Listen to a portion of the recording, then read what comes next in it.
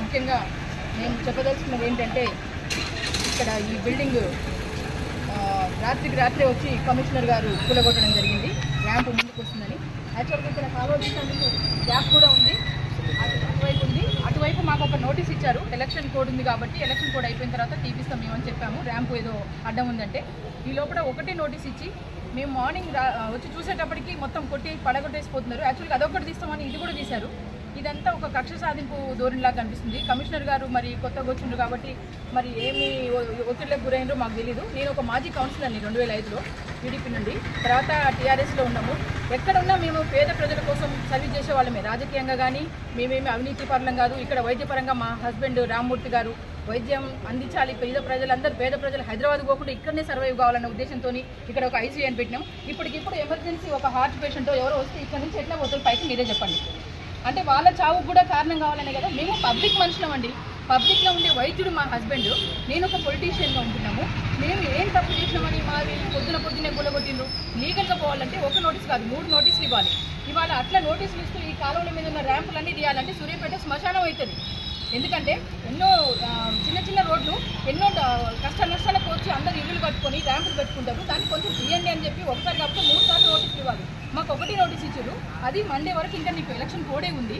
ఈ కోడ్ టైంలో వచ్చి వీళ్ళు తీయాల్సినంత అవసరం ఏమొచ్చింది అంటే ఇప్పటికిప్పుడు పేషెంట్లు వస్తే చావాలన్నా ఈ పేద ప్రజల బ్రతుకుల మీద కూడా వీళ్ళకు ఒక సానుభూతి లేదా? ఏ రకంగా ర్యాంపు మీద స్ట్రెచర్ మీద తీసుకుపోయి వైద్యం చేయగలుగుతారు? ఇట్లా పట్టుకొని పోలేదు కదా అందరినీ. ఇంకో రకంగా కూడా మేము ఒకవేళ తప్పు చేసినా తప్పు కట్టినా కూడా మాకు ఇంకో 2 నోటీసులు కావాలి న్యాయపరంగా. అప్పుడు మేము కోర్టుకు పోతామా, స్టే తెచ్చుకుంటామా, ఏంటనేది చేస్తాం. కానీ కమిషనర్కి ఫోన్ చేస్తే ఎత్తాడు. ఫస్ట్ కమిషనర్ గారు నేను మాజీ కౌన్సిలర్ గాయత్రిని మాట్లాడుతున్నా, ఎందుకంటే ఇది ఇట్లా వలగొట్టారు అన్నాను. ఇమీడియట్గా ఫోన్ పెట్టేశాడు. నా ఫోన్ రెస్పాండ్ కూడా అవ్వలేదు. తర్వాత ఇక్కడ కత్తిరేని శ్రీనివాస్ గారికి చేశాను. ఆయన అయితే అసలు నాకు తెలియదు మేడం, నాకు పక్కన హోటల్ ఆయన చెప్తే తెలిసింది, నన్ను కూడా ఫోర్స్ చేసిర్రు కానీ మీరు చెప్పలేదు అన్నాడు. అంటే ఎవరు ఫోర్స్ చేస్తున్నారు అన్న, మేము చెప్పలేము మేడం అంటారు. ఎక్కడిదండి ఇది? బతికే ఇది లేదా ఎవరికి? సూర్యాపేటలో ఏమంటారు సామరస్యంగా బతకొద్దా? 15 ఏళ్ల కింద కట్టిన బిల్డింగ్ ఇది. ఇవాళ కొత్తగా కట్టింది కాదు, మేము కొత్తగా రాజకీయం చేస్తలే, కొత్తగా వైద్యం చేస్తలేము. మా వారు ఇంత కక్ష సాధింపు ధోరణి ఎందుకు? మమ్మల్ని మీరు ఈ రకంగా రాజకీయంగా ఇంత ఉన్న వాళ్ళని మీరు ఇన్ని ఇబ్బందులు పెడితే మామూలు ప్రజానీకం ఎంత భయపడతారు? ఇట్లా భయపడుతూనే కదా మిమ్మల్ని వెనక్కి నెట్టేది. అయినా కూడా ఇంకా భయభ్రాంతులకు గురి చేస్తున్నారు. సూర్యాపేట ప్రజలు ఉండాలన్నా పోవాలన్నా? ఒకవేళ మీకు తప్పు ఉంది అంటే తీసుకురండి, లీగల్గా ఇంకా 2 నోటీసులు ఇవ్వండి. నేను ఒక అడ్వకేట్ని, మా వారు 30 ఏళ్ల నుంచి వైద్య సేవలు అందిస్తున్నారు. ఎక్కడన్నా అవినీతి ఉందా నా మీద కానీ మా వారి మీద కానీ? రాజకీయంగా నేనేమన్నా తిన్నానా? వైద్యపరంగా ఆయన ఏమన్నా విచ్చలవిడిగా వసూలు చేసిండు ఆ పేద ప్రజలను చూపించండి. ఇప్పుడు మాకు చేసే పెద్దలకు కూడా మేము వైద్యం అందించినాం. ఎలాంటి కాంట్రవర్షన్స్ మేము తెలుగుదేశంలో ఉన్నప్పుడు ఏ పార్టీకైనా చూసినాం, టీఆర్ఎస్లో ఉన్నప్పుడు అందరినీ చూసినాం, ఇప్పుడు కూడా అందరినీ చూస్తాం. మేము పార్టీగా ఏదన్నా మారొచ్చు తప్ప మేము ప్రజలకు సేవ చేయడంలో ఎలాంటి ఇబ్బందులు కలగనీయలే. ఇప్పటికి మాకు టీఆర్ఎస్ ఇప్పుడు పోయినా కూడా అందరూ వస్తారు మా దగ్గరికి. అందరినీ మేము మాతో శత్రువులు అంటూ మాకు లేరండి.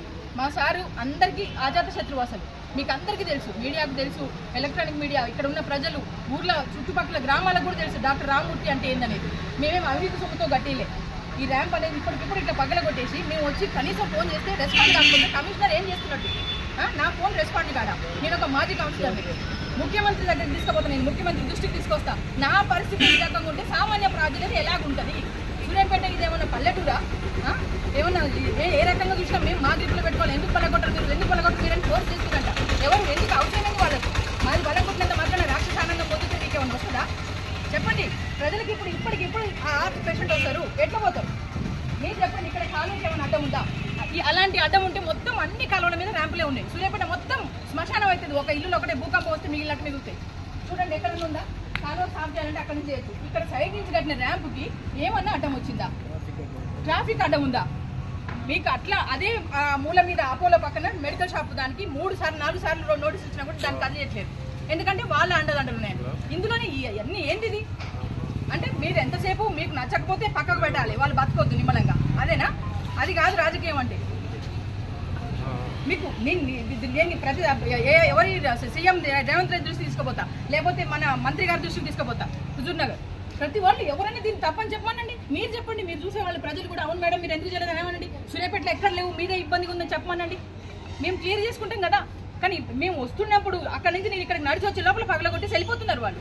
మేమేం చేస్తాం మేడం? మాకు ఆర్డర్లు ఉన్నాయి. ఏం ఆర్డర్లు? దీనివల్ల ఏమన్నా మొత్తం సమాజానికి నష్టం జరుగుతుందా? మీకు అభివృద్ధి చేయాలంటే ఎన్ని పనులు లేవు? ఎంతసేపు వీళ్ళని ఏ రకంగా ఇది ఈ రకంగా మాత్రం మేము చాలా ఇబ్బందులు పడుతున్నామని పట్టించుకోలేదు. 30 ఏళ్ల నుంచి మేము ఎంతవరకు ఉండాలో అంతే ఉన్నాం, అంతే తప్ప ఏదో కక్ష సాధింపు ధోరణిలాగా మా ఫోన్లు ఎత్తకుండా కమిషనర్ గారు ఇట్లా చేసిన మాత్రం తప్పు. కమిషనర్ గారు ఇప్పటికైనా రెస్పాండ్ కావాలి. ఎందుకు చేసింది ఇది అనేది నాకు తెలవాలి. ఆలోచించాల్సిన విషయం. మేము నిజంగా ఏమైనా తప్పు చేస్తుంటే మాకు చెప్పండి, మేము దాన్ని రెక్టిఫై చేసుకుంటాం, మేము క్లియర్ చేసుకుంటాం. ఇవన్నిటికీ మీరందరూ కూడా సహకరించాలని కోరుతూ చాలా ధన్యవాదాలు తెలియజేస్తున్నాం.